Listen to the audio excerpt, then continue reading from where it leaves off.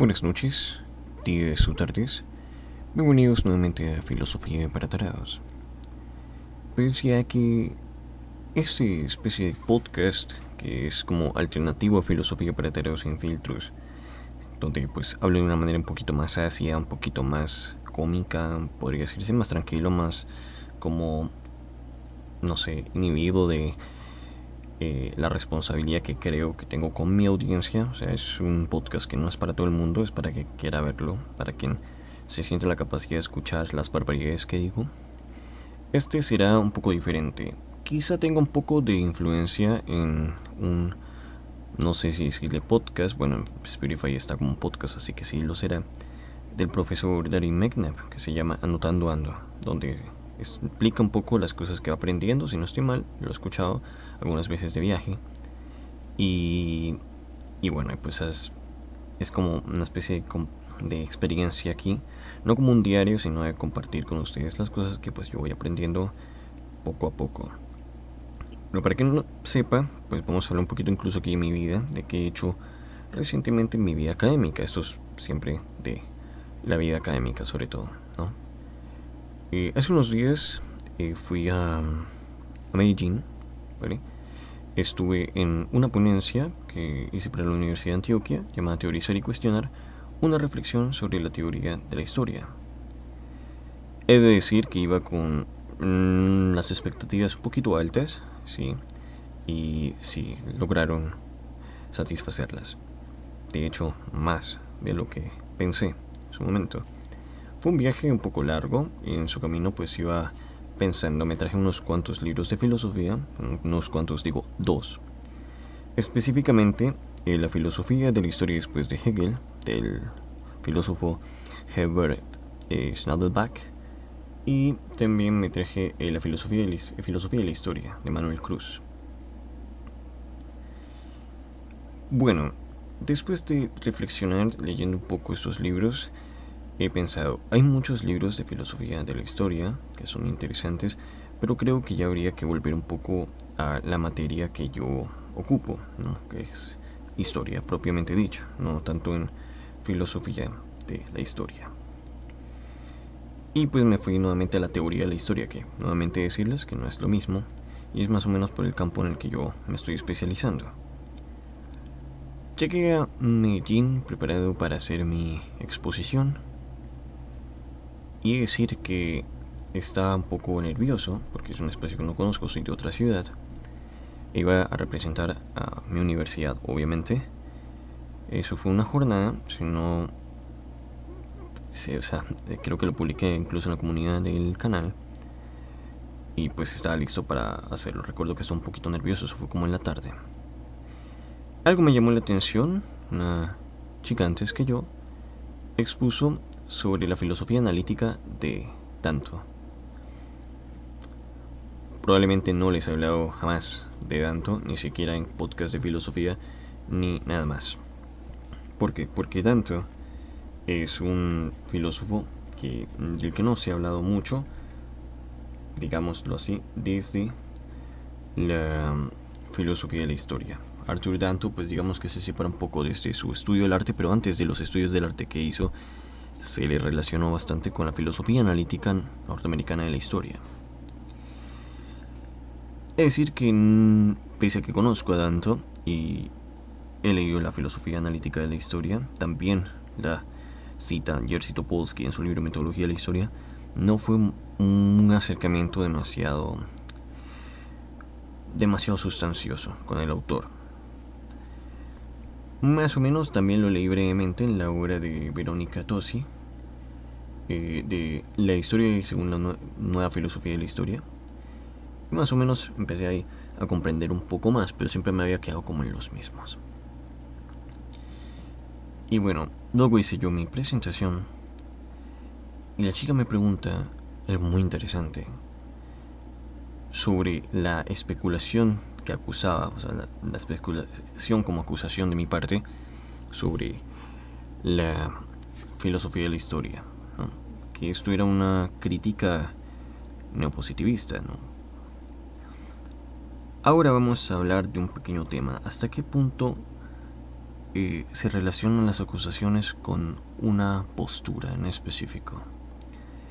Estamos acostumbrados a escuchar que aquel que haga apología, ¿no?, de la verdad, de la exactitud, es un positivista, y aquel que haga apología del relativismo es un posmoderno. Estamos muy acostumbrados, incluso yo también he pecado de estas acusaciones. Ambos tienen sus pecados, obviamente, pero es esa cuestión, ¿no?, la clasificación de qué eres ante los demás, académicamente. Algo que puede frustrar a algunos al momento de estudiar no solo filosofía, sino cualquier ciencia, es el hecho de que en algún momento será tachado de algo, pese a que no te sientes estrechamente identificado con esto, ¿no? Pasa como con la política. Para algunos puede ser un zurdo, ¿no?, una persona izquierda, o un facho, una persona derecha. Yo honestamente no me he relacionado directamente con ninguno de los dos, de decir que soy abiertamente uno o el otro. Pero sí que he visto varias acusaciones hacia mí que son tanto de zurdo como de facho. Muchas más de facho, de hecho. ¿Por qué? Porque el posmodernismo, que saben que lo repudio, no va muy ligado a la derecha. Casi siempre, no siempre, porque habrá en los casos excepcionales, está ligado a la izquierda.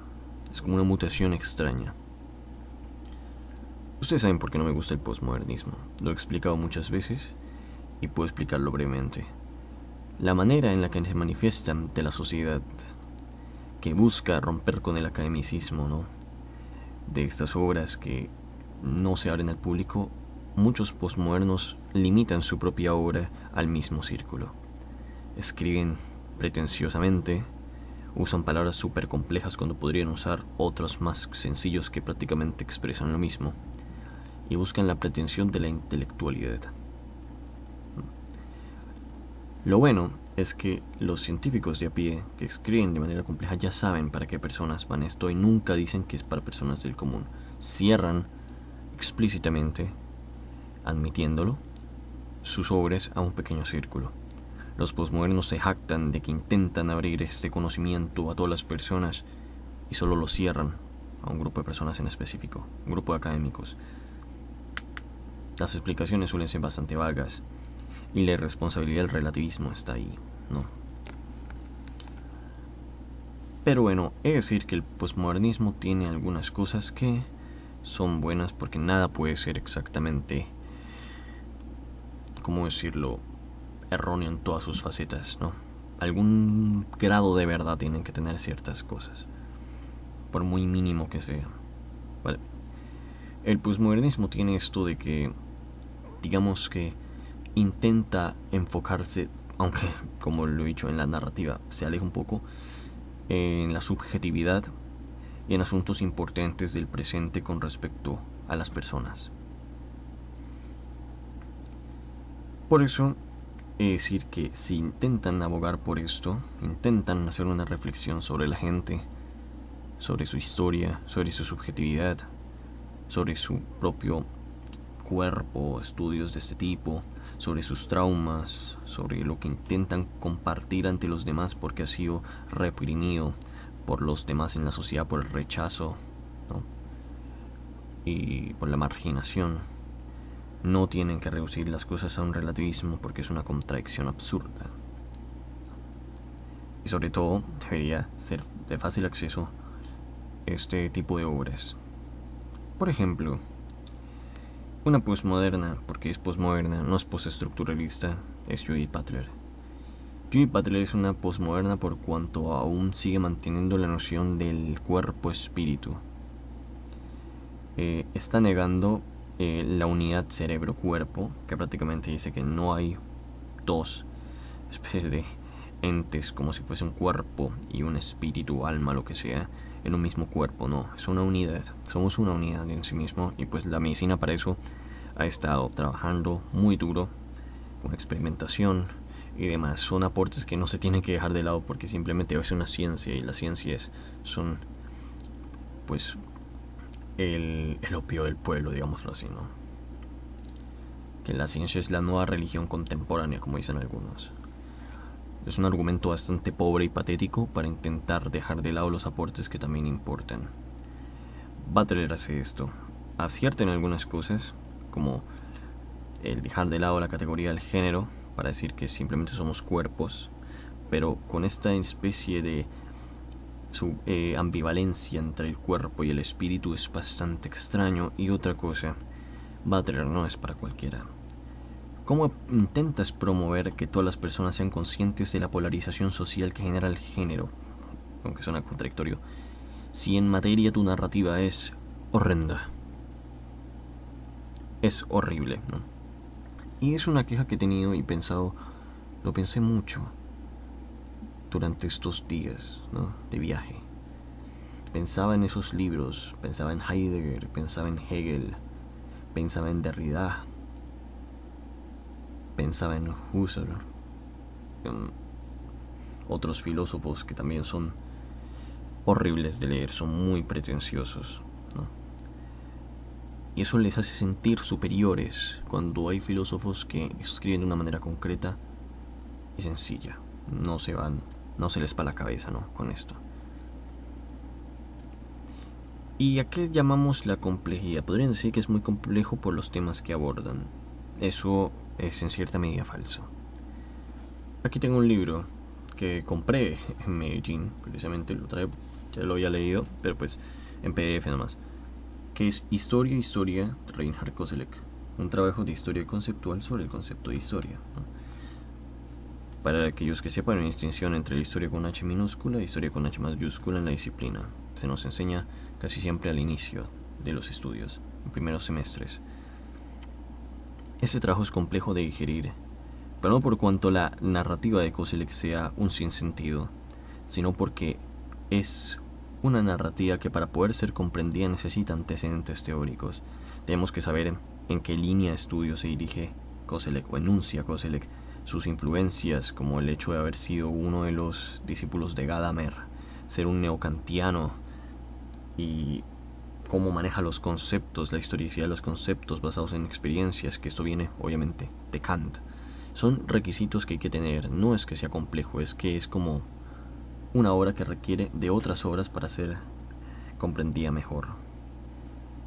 En el caso de algunos postmodernos, no es que se trate de un prerequisito tener otras obras, es que directamente podrían hablar de cualquier cosa que podamos entender tú y yo, y lo van a hacer de la peor manera posible para que no entendamos, para que pensemos que en la complejidad de la lectura está ese conocimiento que intentan profesar, ese entendimiento que profesa que tienen, pero no lo tienen realmente. Tienen un conocimiento que está ahí, sí está ahí, pero intentan como inflarlo de la manera más extravagante posible. Y ese es el problema de la posmodernidad, ¿no?, de los postmodernos.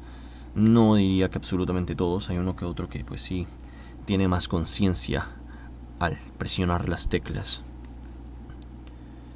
pero la gran mayoría lamentablemente van por ese camino, ¿no? Y me he estado quejando de eso. Y luego fui a un museo y vi obras de arte muy bonitas, otras que no tenían absoluto sentido. Yo decía, ¿esto es arte? Bueno, le puedes llamar arte a cualquier cosa últimamente, pero eran como, no sé, tendrías que hacer una interpretación bastante loca para poder darle un sentido a ello.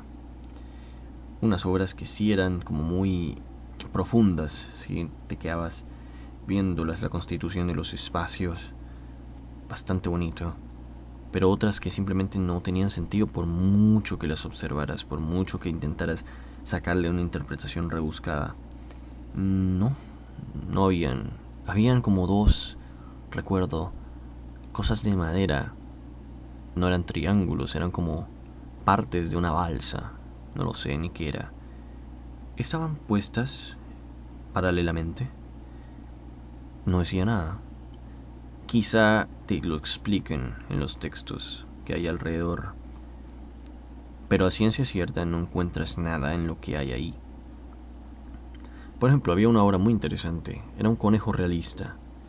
No sé bien si era un conejo de estos que disecan y son realmente conejos reales, o era uno muy hiperrealista, pero estaba observando una zanahoria que no era realista, era lo contrario a realismo, era como animada. Y puedes entender como una especie de contraste de la realidad, de lo ilusorio, del que el conejo anhela aquello que no es real, aquello que no pertenece a su propia realidad, porque no es como él, no se presenta a sí mismo como su propia realidad, o sea, no hace parte de la estética. Es como si yo estuviese deseando algo en mi imaginario, pero no veo eso que quiero como normalmente se manifiesta en mi mundo. Es como si yo quisiera, no sé, un ramen, pero me imaginé un ramen de dibujos, ¿no? De anime, por decirlo así. Me lo imaginé así. No corresponde a mi realidad, es como una ilusión, es un imaginario, ¿no? Y ahí puedes como jugar con la interpretación, porque al menos ahí te da la oportunidad de pensar. Está como, no está el mensaje explícito, pero sí puedes entenderlo. Otra, había otra atracción, no, una atracción no voy a decir, ni que fuese el Rivero Park, ni que fuese, no sé, Salitre Mágico. Pero había otro lugar, una sala, que era sorprendente. Era todo oscuro, recuerdo, salvo unas pequeñas luces, y podías entrar y, y sentías un mareo tremendo, porque era como estar en un vacío, ¿no? Había unos pubs negros, te podías acostar y sonaba una especie de ruido extraño que se entrecortaba en los parlantes. Eran como sonidos de pájaros distorsionados que se entrecortaban abruptamente. Y era una sensación extraña entre la calma y entre la tensión de la soledad. Cuando vas solo es más extraño, porque es una habitación donde no hay absolutamente nada salvo tú y los pubs donde descansas, pero es como estar en un vacío, es como reposar en el vacío porque no distingues tampoco el pub del suelo. Es exactamente la misma tonalidad de negro.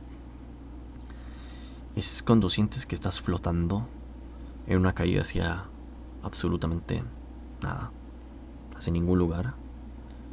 Y quizá ahí puedas interpretar que así se siente vivir a veces, en la angustia de sentir que caes pero no sabes a dónde.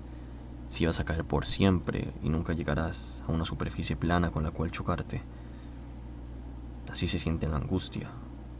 Quizá podrías interpretarlo de esa manera, o quizá podrías interpretarlo de otra, pero menos puedes interpretar con la hora que está diciendo, esto de los dos pedazos de madera que están puestos paralelamente, no puedes interpretar mucho. Y recuerdo que una señora la dejó caer por accidente hacia el lado. No la volvieron a poner, pero el hecho de que la dejaran caer no diferenciaba nada de lo que ya estaba. Eran dos pedazos de madera. Y ya. Entonces, ¿qué puedes interpretar de ahí? No mucho. No voy a atribuirle esta especie de confusión del arte al postmodernismo, porque sería injusto. Digamos que hay muchas corrientes de arte que no son postmodernas, pero aún así hacen arte absurdo. Pero claro, ¿hasta qué punto es absurdo el arte? ¿No?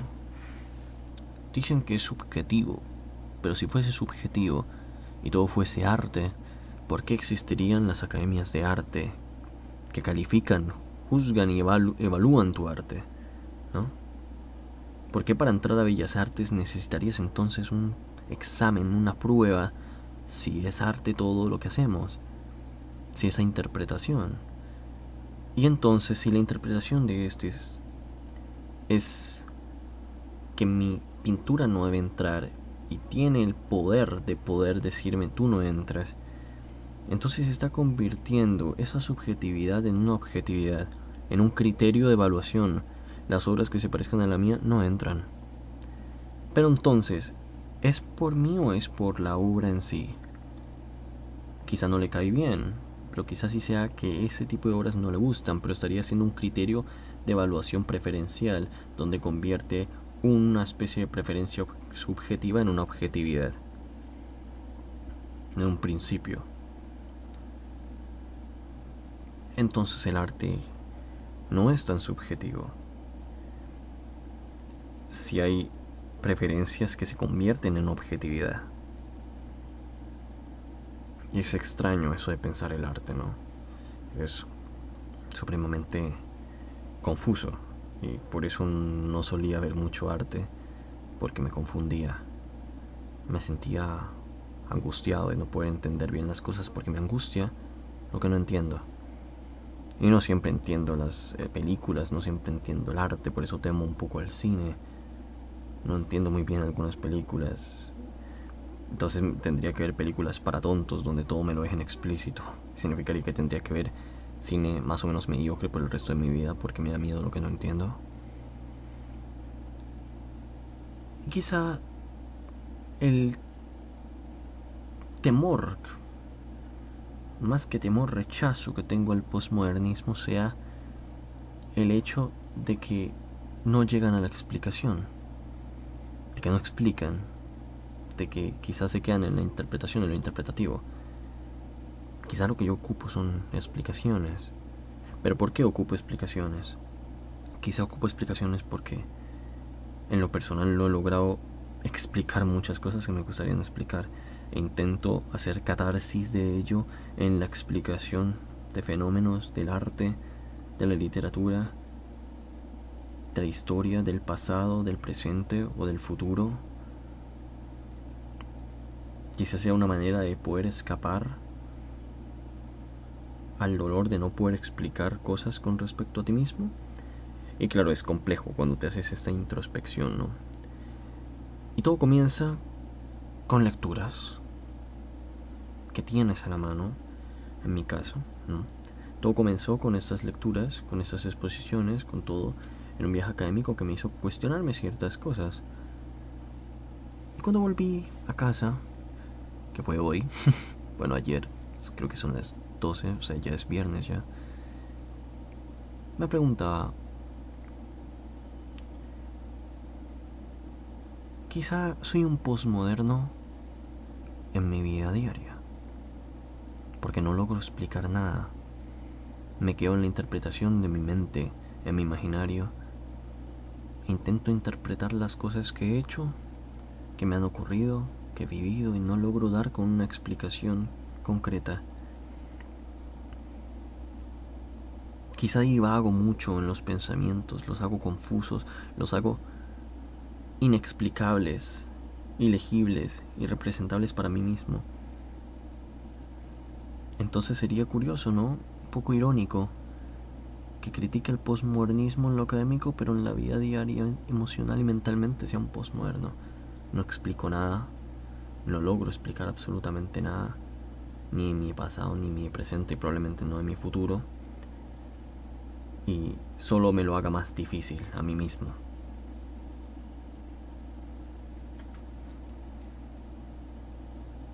Pensé en la tarima.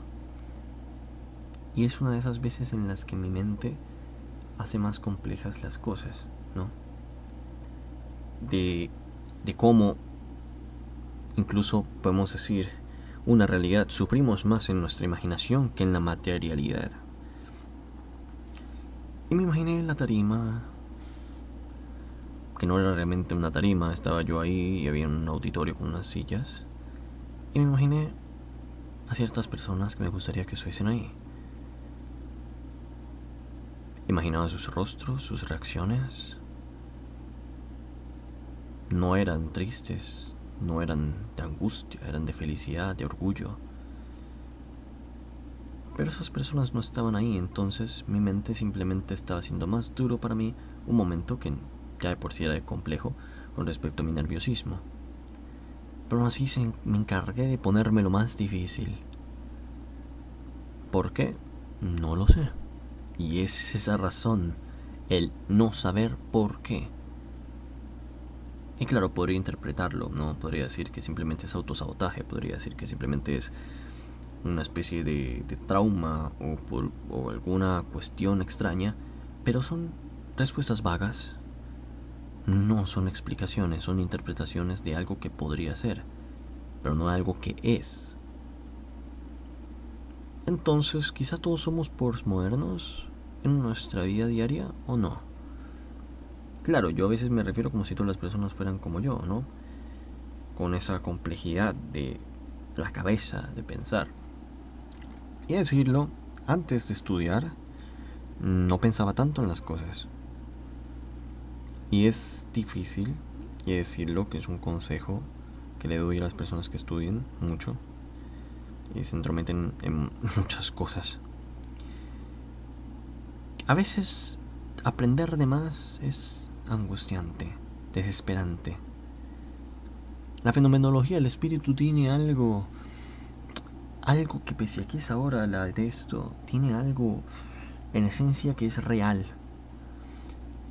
La desesperación. La narrativa de Hegel es diferente. La hizo así, yo supongo. Muchos creemos que sí. Algunos hegelianos creen que sí. Yo no soy hegeliano, ya me jodería, pero pues hay hegelianos que creen que Hegel escribe así para mostrarle al lector cómo se siente la desesperación de no entender y de reactualizar constantemente la conciencia. La conciencia se reactualiza en lo que nosotros aprendemos del otro, en este caso, del objeto que está representando un conocimiento nuevo para mí. Aprendo sobre mí mismo a partir del objeto, que vendría siendo pues el libro de la fenomenología. Aprendo un poco de mí, de mi sentido, del sentido del cosmos, de mi espíritu, del espíritu en general, del devenir, de la historia, de la cultura. Y en el proceso para aprender sobre ello, sobre lo que Hegel me está diciendo, quizá al inicio no lo entienda y siento desesperación, pero cuando lo siento un alivio cuando lo entiendo. Pero cuando lo entiendo hay algo que no entiendo. Habrá siempre algo en la fenomenología que no vas a entender, que luego lo entenderás, pero luego encontrarás algo más que no vas a entender. Y esa es la reactualización constante de la conciencia para Hegel. Escribe así porque la gracia es ponerte en desesperación, sentir el alivio efímero de cuando entiendes, pero luego al final te darás cuenta de que no sabes lo suficiente, no entiendes lo suficiente. Hace unas semanas compré un libro, curiosamente de la Universidad de Antioquia, del profesor Carlos Masmela. Es el segundo que tengo de él y este se llama La contradicción. Es increíble, ¿no? Cuántas variables puede tener un concepto, cuántas variables puede tener algo como la contradicción. Lógicas, metafísicas, trágicas, esencialistas, ¿no? Lo que es esencia y lo que no es, del ser no ser, tautologías, de todo, ¿no? Y así es la vida.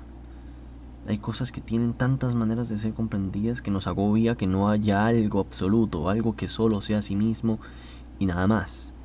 Creo que para Hegel el absoluto sería como la pérdida de la desesperación. No habría ninguna razón para estar desesperado, porque ya no hay nada más que aprender. No hay más actualización de la conciencia. La conciencia es absoluta, conforma todo y el todo, y solo puede pensar en sí misma y ser sí misma. Y ahí se acaba la desesperación, porque la conciencia, el espíritu, es libre, absolutamente libre. En su proceso de aprender sobre su propia libertad, es libre. Y ese idealismo, eso, quizá el hecho de criticarlo tanto es porque en el fondo quizá queramos serlo. Quizá quisiéramos tener todas las respuestas de absolutamente todo el conocimiento del mundo y no tener que agobiarnos pensando en lo que no sabemos. Pero eso es imposible. No va a haber un momento. Y claro, decir imposible es arriesgado, pero no es posible. Y si fuese posible, la verdad no me imagino cómo, ni en qué momento. Porque para hacer eso tendrías que ser prácticamente Dios, ¿no? Y entre más sabes que falta. Es como una escalera que se torna infinita y probablemente mueras antes de llegar a un escalón significante. Algunas personas subirán más que tú, otras personas subirán menos, pero al final sus cadáveres quedarán ahí, ¿no? Y tendrás que pasar sobre ellos. Leerás gente muerta constantemente, personas que se quedaron en el escalón. A veces oirás sobre algunas personas que subieron el escalón y aprenderás sobre lo que has oído de ellos, pero quizá no llegues a su nivel. Seguirá muy arriba de ti. Y cuando lo sobrepases, ¿qué?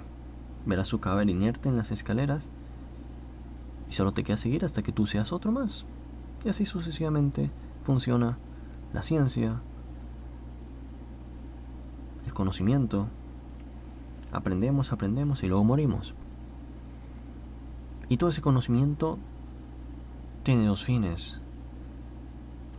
Se expande en el mundo, en las influencias, o se pierde para siempre, en un vacío, en un olvido.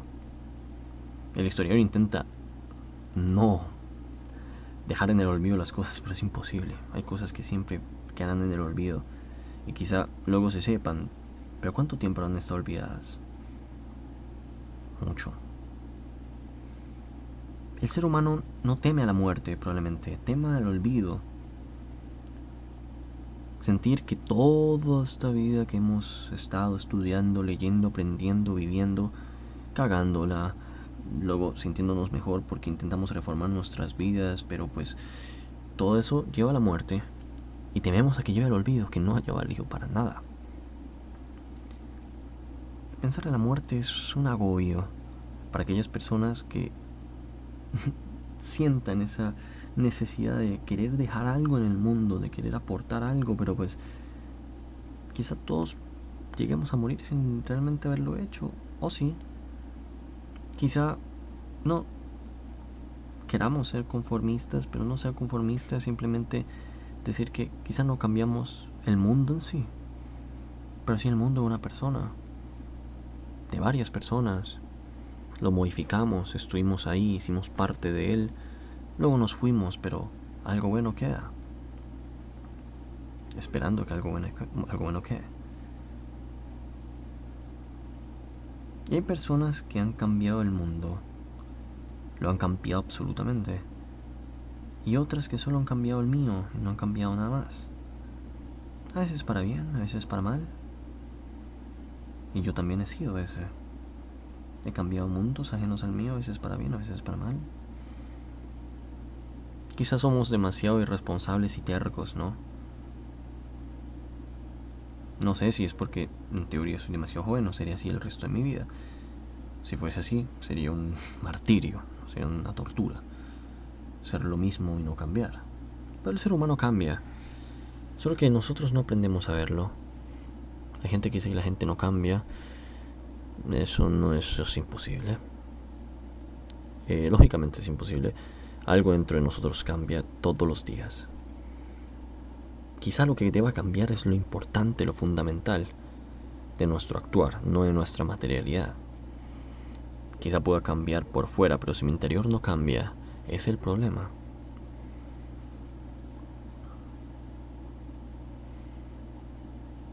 Ahora, como esto es una especie de explicación de las cosas que han pasado, ¿no? De lo que he leído, de lo que he aprendido, de lo que me he reflexionado,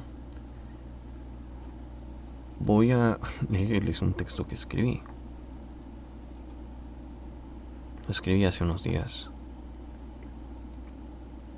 Se llama La seguridad del historiador.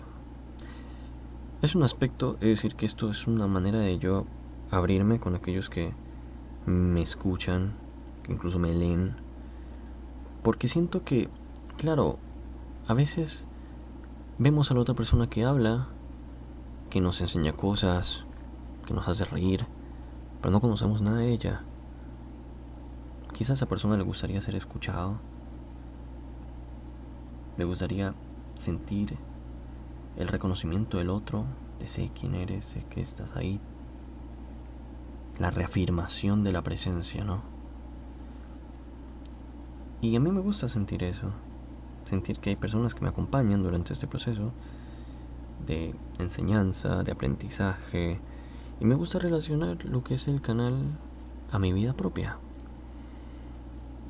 porque siento que entonces les estaría vendiendo una imagen de mí que no soy yo, es otra versión de mí, la versión que ustedes creen que soy yo.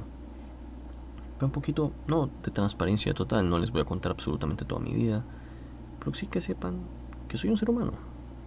Todos lo somos. No hay ninguna máquina aquí, a no ser que haya un bot que diga algo como tipo, no aguantarías mi historia sin ir al baño en 2 minutos o algo así. Entre nosotros, ¿no? En dicho caso no podría decir nada, ni pensar nada, ni hacer nada. Solo sería una cifra en las visitas, irrelevante. Y si así, el historiador suele aislarse del mundo en muchas ocasiones. Tal y como lo afirmaba L.P. Curtis, parece que el historiador es un ser extraño que se aísla de los demás en su taller. Pero decir que no todos los talleres son hermosos. El historiador puede trabajar en un ambiente hostil, pesado y sobre todo deprimente. ¿Cómo es posible que el tener semejante habilidad nos torture tanto? Podemos recordar muchas cosas, saber la esencia más cercana de los hechos y acontecimientos, saber cómo sucedieron o cómo creemos que sucedieron a lo largo de nuestras investigaciones. Recordamos tan bien. Pero ¿qué ocurre con nosotros? Cuando dejamos de trabajar volvemos a ser lo que realmente somos. Yo vuelvo a ser Víctor, en esa faceta que creí que ocultaba lo que realmente soy, otra parte de mí que se maravilla con los libros, con las historias, métodos y teorías. Cuando vuelvo a ser yo mismo, soy consciente de mi soledad y mi tristeza. El historiador tiene la capacidad de no olvidar fácilmente, de tener presente muchas cosas que hacen parte de todo, pero eso es de ayuda en nuestras vidas. He querido olvidar lo que he sido, lo que he hecho, lo que me han hecho, lo que he sufrido y vivido, para tener una conciencia tranquila, libre del trauma de seguir viviendo en este mundo. No obstante, ello no me es posible. Sigo recordando todo exactamente como sucedió. Quizá en estos momentos debería odiar arranque. Quizá sí podamos saber exactamente cómo sucedieron las cosas, si se trata de nosotros. Mi corazón es entonces un gran archivo, y mi mente una teoría. ¿Más o menos funcional? Yo no lo sé. Quizá la vida no sea tan miserable como la del pobre historiador, el cual protagoniza la náusea. Probablemente yo no podría vivir así. Aún así, es complejo el vivir aislado del mundo, con un archivo cuyas fuentes no siempre sabemos usar. Hacemos de esas fuentes un trabajo traumático en lugar de una reflexión. Se nos dice que no juzguemos el pasado, pero juzgamos nuestro pasado todo el tiempo. ¿Acaso los principios del historiador no aplican para nuestra propia historia? Encontré mucha inspiración en el pasado, una musa bellísima y una felicidad indescriptible. Pero son fuentes que se pierden, se llenan de polvo porque temo tocarlas. Debo ponerme los guantes y el tapabocas para decidir qué hacer con ellas. Y es así cuando escribo constantemente, sean mis artículos, reseñas o investigaciones. Cuando escribo sobre teoría y cosas que parecen tan planas y aburridoras, realmente expongo mi soledad porque busco explicaciones, sabiendo que toda mi vida no he podido explicar tantas cosas. La angustia calcome mi alma, si es que tal cosa existe. Quisiera tener las respuestas, quisiera poder explicar exactamente ciertas cosas de mi pasado, pero ¿y si el trauma interviene en mi representación-explicación? Es muy probable que ni yo, siendo el sujeto víctima de mis propios inventos, pueda representar tal situación. ¿Qué nos queda a los historiadores? ¿Simplemente seguir explicando el pasado en nuestra inmersa soledad? Un sí es lo más seguro. Sin embargo, me gustaría pensar que hay futuros más brillantes para aquellos como yo. Los historiadores somos seres humanos con nuestras propias vivencias, experiencias y dolores. El alejarnos tanto de nuestra narrativa y trabajo es como negarnos a nosotros mismos. ¿Acaso hay dos Víctor? El Víctor que es miserable y el que aparenta no serlo. Mis colegas leen al segundo y pocos conocen al primero. Oculto tras la sonrisa amabilidad que impregnó en el aire, se oculta un ser atormentado que busca la paz y tranquilidad que no ha podido conseguir recordando el traumático pasado. Este es un texto de introspección sobre, al menos, mi propia experiencia siendo historiador. Y es curioso, ¿no? Cuando recordamos también las cosas, pero necesitamos una selectividad. Y si tu cabeza, tu mente no tiene esa selectividad, probablemente te juzgues todo el tiempo por las cosas que has hecho. En ese caso, no estarías siendo un historiador contigo mismo, porque estarías juzgando, y el historiador no tiene que juzgar. Y he de decir que a veces ser historiador o ser filósofo a la vieja escuela, de los que se aíslan del mundo y no se relacionan con los demás en grupos de investigación, semilleros, seminarios, es duro. es como un aspecto necrófilo, ¿no? De tener gente muerta aquí. Pero gente muerta en textos. Te puedo decir, básicamente, puedo agarrar todos estos libros y te puedo decir que casi todos están muertos. Koselleck está muerto.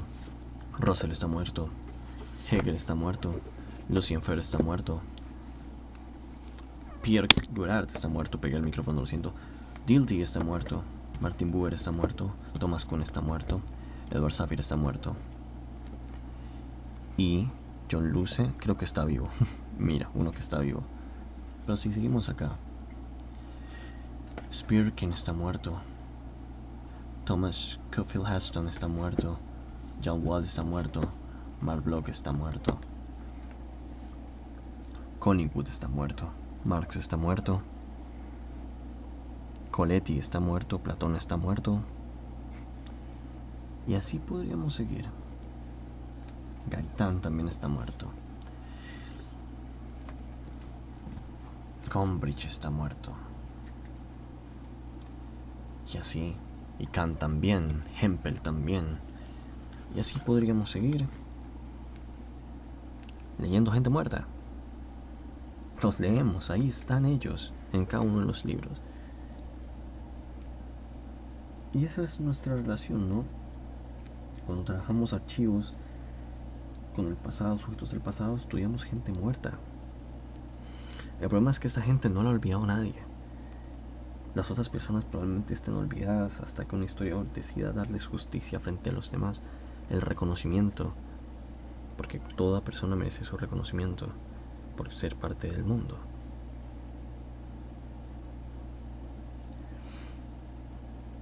Ser historiador no es fácil, ser filósofo tampoco. Hay personas que creen que simplemente hablar pretenciosamente estupideces y ya eres un filósofo. Hay personas que creen que solo es decir fechitas y ya eres un historiador, pero no, esto carga un peso horrible. Recuerdo un profesor, Germán Feijó, de Historia, Universidad del Valle, que nos decía en general, que la labor del historiador tiene una carga mental tremenda. No es para cualquiera. Puede llevarte incluso a cuestionarte tantas cosas porque la historia no es algo uniforme ni algo reductible a solo el pasado. La historia tiene todo. La historia no tiene límites. Es el historiador el que los tiene. Pero en algo sin límites encuentras el infinito, ¿no? Porque la historia no es solo la historia del hombre. La historia conforma todo el espacio y el tiempo. Desde la propia existencia, el universo tiene una historia. Todo tiene una historia. Absolutamente todo lo que exista. Y en ese punto encuentras el infinito. Si la historia requiere de lo existente, entonces la historia es infinita. Si el universo es infinito y es eterno, espacio-temporalmente. En caso de que personas creen que el universo no es eterno, sino que tuvo un inicio, ¿qué había antes? Es una pregunta que no deja dormir a la gente. El decir que todo es eterno nos lleva a una explicación que intenta como calmar la angustia de no saber qué había antes de que nosotros estuviésemos aquí. Ese es el problema de pensar. De pensar tantas cosas. La astucia de la razón te carcome. Y puedes quedar como yo, hablando como un loco de cosas que no entiende. Y es por eso que meterse tanto en los estudios te rompe, te deja mal. Incluso sientes que ya no te relacionas bien, sientes que ya no es tan fácil relacionarse con los demás. Claro, hay personas que son capaces de apagar, ¿no? Ese chip, de distinguir la vida del estudio, del conocimiento, del raciocinio, apagarlo cuando se trata de ir al mundo exterior y hablar con la gente. Pero si no lo haces, no encajas. Eres como una pieza del rompecabezas que no hace parte del propio rompecabezas, quizá hace parte de otro. ¿De cuál? No sé.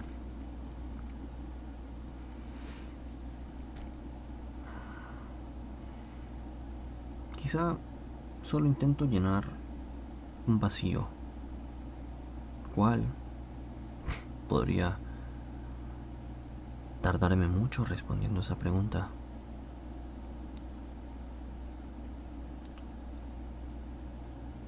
Pero, bueno,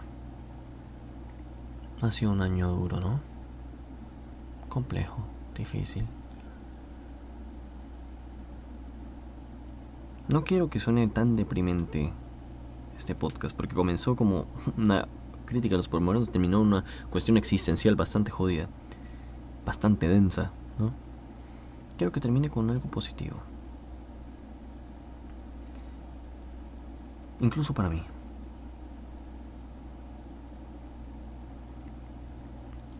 Siempre nos movemos, siempre cambiamos. Pese a que no cambiemos por fuera, lo importante es que de alguna manera cambiamos por dentro. La idea es cambiar para mejor. El pasado nos ayuda a comprender el presente y el presente nos ayuda a comprender el futuro. No hay una exclusividad pasado-futuro. Es una interconexión entre los tres estratos. Necesitamos del pasado para vivir el presente y necesitamos del presente para actuar con respecto al futuro. Si me escuchas y te juzgas tanto como yo, no lo hagas. No ganas nada.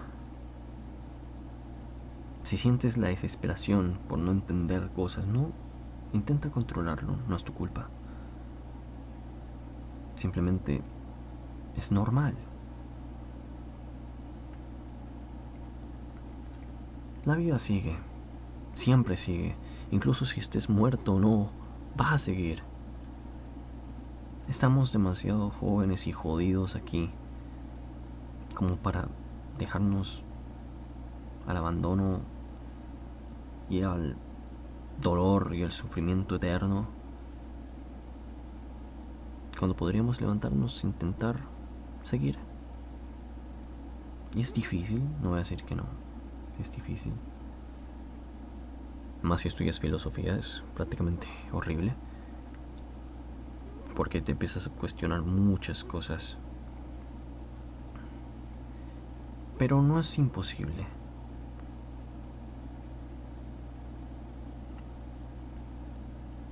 El espacio y el tiempo es una cosa tremenda.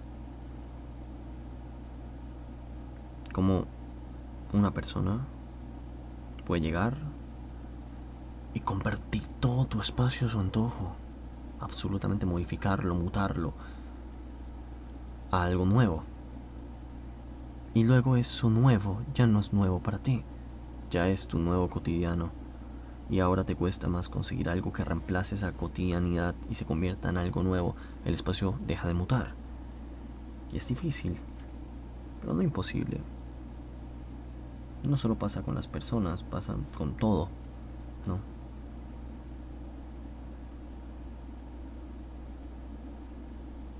La vida es compleja, más de lo que pensamos.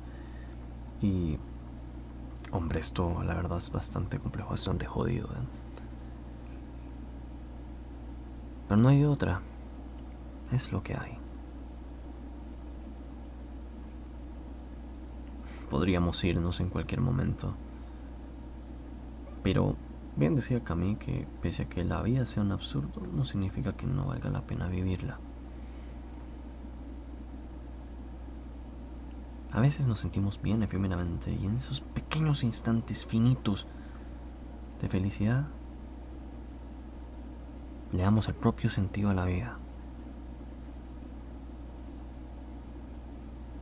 Si crees, persona que me está escuchando, que no hay remedio para nada, que eres lo que eres y ya está, no es así. Como te dije, cambiamos todo el tiempo, pero nosotros decidimos qué hacer con el cambio. Siempre tenemos el timón, pero está entre nosotros mantenerlo firme e irnos a un buen lugar, dirigirlo hacia algo malo, hacia una isla que no tenga absolutamente nada, o simplemente soltarlos y rendirnos hasta que llegue una ola, una marea y nos tire al infinito del océano y nos perdamos en el vacío. Nosotros decidimos qué hacer. Como diría Kierkegaard, tenemos la libertad. La angustia es la comprensión de la libertad. Somos libres. Libres de actuar, libres de pensar. Tenemos que saber qué hacer con esa libertad. Al menos yo ya sé qué hacer con la mía.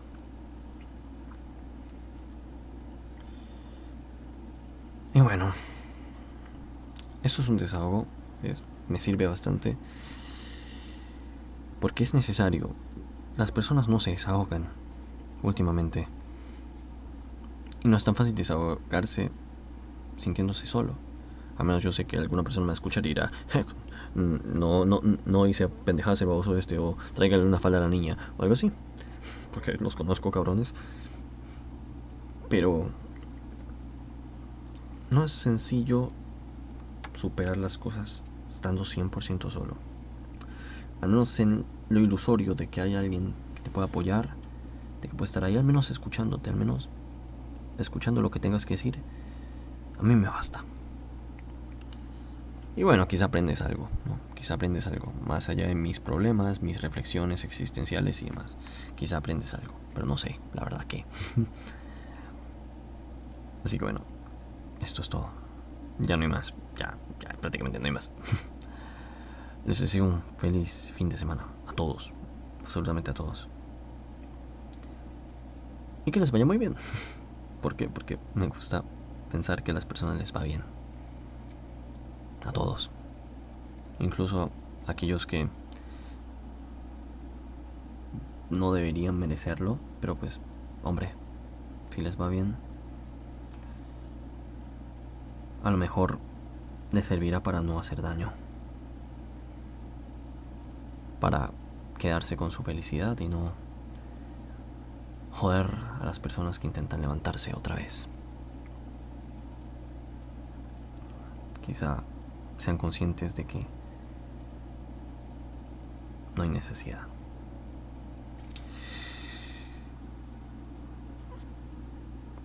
Pero en fin, hasta aquí el podcast de hoy. Sin más que decir, adiós.